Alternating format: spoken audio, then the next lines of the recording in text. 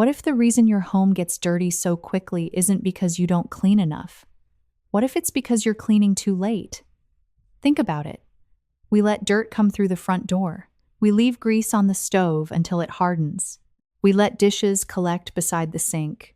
We keep things we don't use.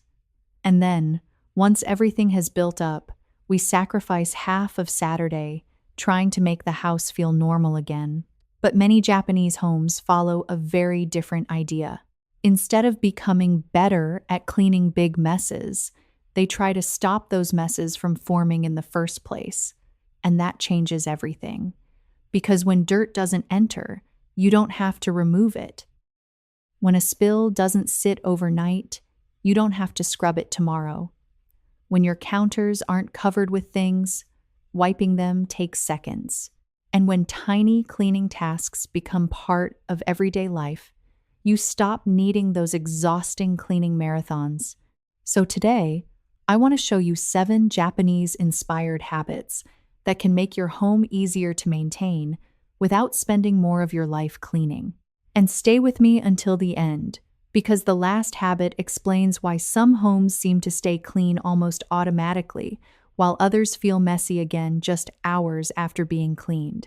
Let's start at the front door. In many Japanese homes, there is a clear boundary between the outside world and the inside of the home. That boundary is called the genkan. It's the entrance area where outdoor shoes come off before anyone steps farther inside. At first, this might seem like nothing more than a cultural custom, but from a cleaning perspective, it's incredibly powerful.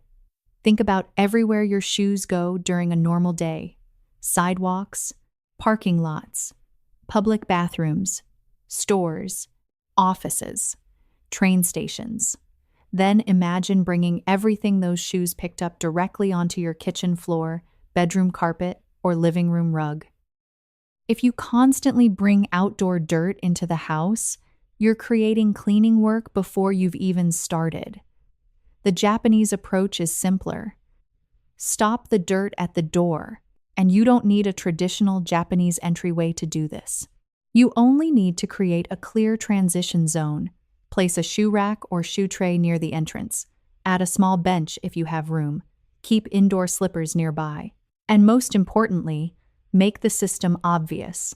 Because a good household system should not depend on everyone remembering what to do. The environment should remind them. When there is a clear place for shoes, taking them off becomes easier. When slippers are waiting nearby, changing shoes feels natural instead of inconvenient. And after a few weeks, something interesting happens. You may notice that your floors don't need attention as often. There's less grit under your feet, less debris on the carpet, less dirt traveling from room to room. This leads to the first principle. The easiest dirt to clean is the dirt that never enters your home, but keeping dirt outside is only the beginning. Because the second habit changes what happens to the mess that does get inside. Instead of waiting for cleaning day, deal with tiny problems while they're still tiny. This connects with the Japanese idea of Kaizen. Kaizen is the practice of improving something through small, continuous actions, rather than waiting for one dramatic transformation. And applied to the home, it creates a completely different cleaning rhythm. Most people think of cleaning as an event. Saturday is cleaning day. So during the week, things accumulate. A little grease stays on the stove. A few things remain on the counter. The bathroom mirror gets another splash. Shoes pile up. Laundry grows. Then Saturday arrives, and suddenly you're staring at 4 or 5 hours of work. That is exhausting because you're not really cleaning Saturday's mess. You're cleaning 7 days of delayed decisions. Try a different rule. If something takes less than 2 minutes, finish it before you walk away. You cook dinner. Before leaving the kitchen, wipe the stove. You brush your teeth. Wipe the sink. You finish your shower. Run a squeegee across the glass. You get up from the sofa at night. Fold the blanket. You open a package. Throw away the packaging immediately instead of leaving it on the counter. None of these tasks feels like a serious cleaning session. And that's exactly the point.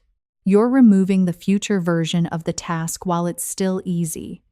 Fresh grease can take seconds to wipe away. Leave it for several days, and now you're scrubbing. 1 cup beside the sink takes seconds to wash. Let cups, bowls, plates, and pans accumulate, and suddenly the kitchen feels overwhelming. The real lesson of Kaizen isn't that you should spend your entire day cleaning. It's almost the opposite. Do something while it's easy, so you don't have to do it when it's difficult. And here's a simple way to begin. Don't try to change your entire house tomorrow. Choose the 3 areas that create the most frustration for you. Maybe it's the kitchen, maybe it's the bathroom, maybe it's the entryway. Then choose 1 tiny preventive action for each area, not 10 actions. 1. Do those consistently until they become automatic. Then add another, because the goal isn't perfection. The goal is to make cleaning so small that it stops feeling like cleaning. Now, this brings us to another Japanese distinction that I think is extremely useful. Not every kind of cleaning should happen at the same frequency. There is everyday cleaning, and there is deep cleaning. In Japanese, daily cleaning is often referred to as sōji. Then there is ōsōji, the larger deep clean traditionally associated with the end of the year. And separating these 2 types of cleaning can remove a surprising amount of stress. Here's why. Many of us mentally combine every cleaning task into one giant list. The floor needs sweeping, the counter needs wiping, but the oven also needs cleaning. The baseboards are dusty. There's something behind the refrigerator. The bathroom grout needs attention. The closet needs reorganizing. And when your brain treats all of those things as equally urgent, your house can feel unfinished, even when it's actually quite clean. Instead, divide your cleaning into 2 layers. Layer 1 is maintenance. This is your short daily reset. It might take 10 or 15 minutes. Open the curtains, make the bed, clear the main surfaces, wipe the kitchen counter, quickly clean the sink, sweep or vacuum one high-traffic area, then stop. You're not deep cleaning. You're simply returning the home to baseline. That's an important distinction. Your daily job is not to make the house perfect. Your daily job is to reset it. Then layer 2 is deep cleaning. These are the jobs that don't need your attention every day. The oven, the grout, the tops of cabinets, the area behind furniture, the refrigerator interior, the forgotten corners. Instead of feeling guilty every time you notice them, give those jobs a scheduled place. Maybe once every season, you choose a few deeper tasks. Now your mind doesn't need to carry them every day. You can look at the oven and think, that's for the seasonal reset, not today. And suddenly, cleaning becomes lighter, because you've stopped treating everything as an emergency. But there is another reason some homes are easier to clean, and this one has almost nothing to do with cleaning technique. They simply have fewer things standing in the way. This brings us to Danshari. Danshari is a Japanese philosophy associated with refusing unnecessary things, letting go of things you no longer need, and reducing your attachment to possessions. And whether or not you want a minimalist home, there's a practical truth here that's difficult to ignore. Every object you own creates a tiny amount of work. A decoration needs dusting. A kitchen appliance needs storage. A piece of clothing needs washing, folding, and organizing. A stack of papers needs sorting. A chair covered with objects has to be cleared before you can clean around it. This means clutter doesn't just occupy space, it creates maintenance. And the more maintenance your belongings require, the more cleaning feels endless. Look at your kitchen counter. If it contains 8 appliances, a stack of mail, several bottles, decorations, and miscellaneous objects, wiping the counter becomes a project. You have to lift something, move something, wipe underneath it, put everything back.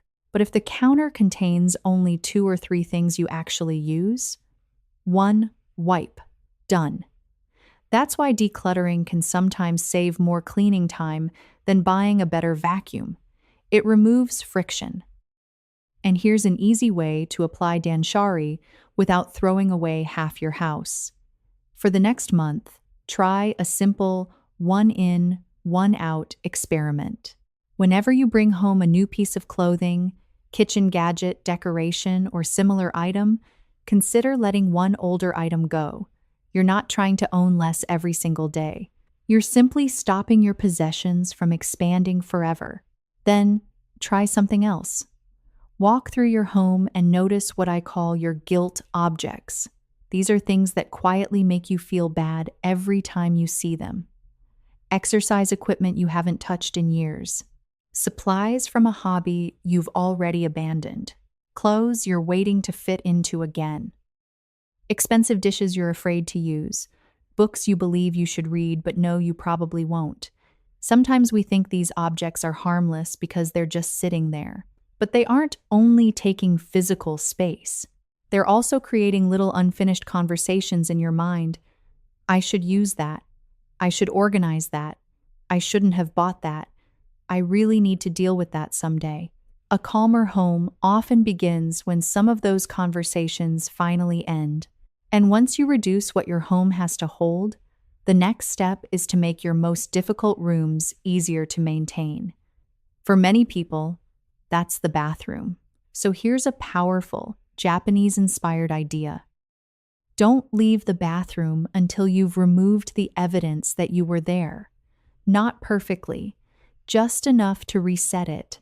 After you shower, run a squeegee over wet glass or the wettest wall surfaces. Wipe visible water from the faucet. Hang towels so they can dry properly. Put bottles back where they belong. If the sink is covered in water after brushing your teeth, give it a quick wipe. These actions might take less than a minute, but compare that with waiting until watermarks, soap residue, hair, bottles, and towels have accumulated for an entire week. Again, the principle is the same. Don't fight buildup after it becomes difficult. Interrupt buildup while it's easy. And you can use the same approach with the toilet.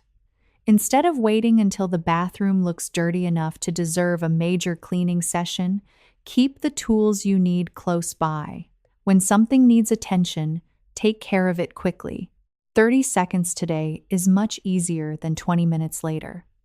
Now let's move to the kitchen, because this may be where the biggest transformation happens. The most useful Japanese kitchen habit is extremely simple. Clean while you're cooking, not after. While waiting for water to boil, put ingredients away. Something is simmering, wipe the cutting board. Food is in the oven, wash the knife. Dinner is resting for a few minutes, wipe the counter. The important idea here is that cooking and cleaning are not two separate activities. They're one cycle. Prepare, cook, reset, finish. When cleaning is woven into the empty moments of cooking, you don't reach the end of dinner and discover a second job waiting for you. And there is one kitchen rule that makes this even more effective.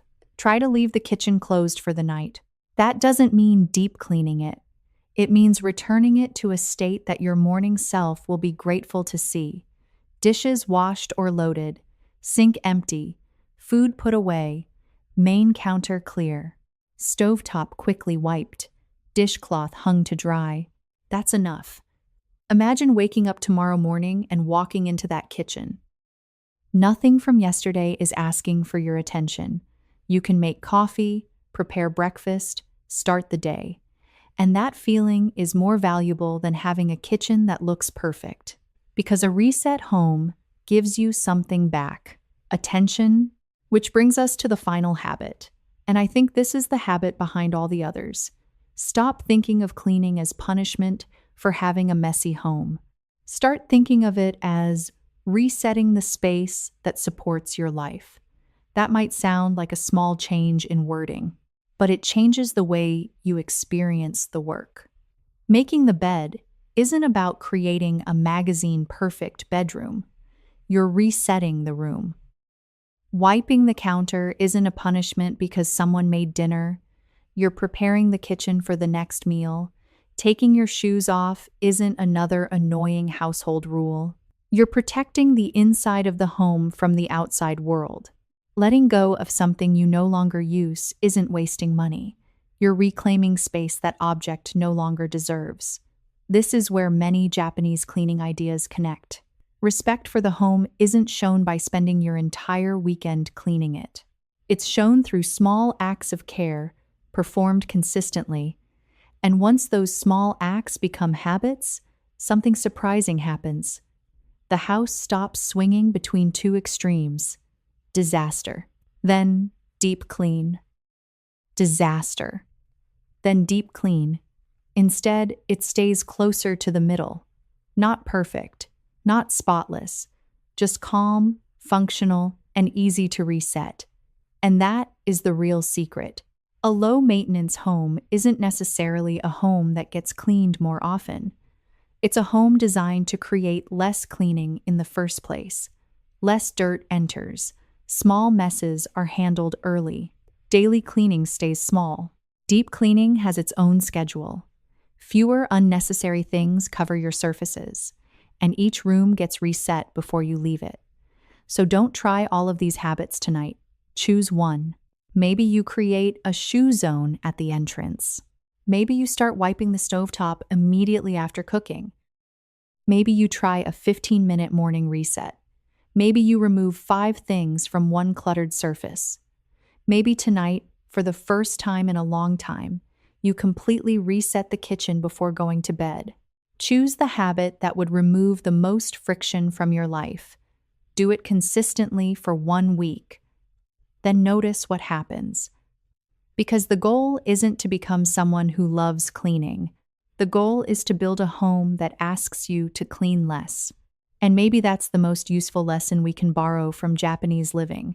Don't wait for the mess to become a problem. Create small systems that prevent the problem from growing. Your home doesn't need more of your time. It needs better habits. Now I'm curious. Which area of your home becomes messy again the fastest? The kitchen, the bathroom, the entryway, or somewhere else? Tell me in the comments. And if you enjoy practical ideas from Japanese living that can make everyday life calmer, simpler, and easier to manage, subscribe to the channel. I'll see you in the next video.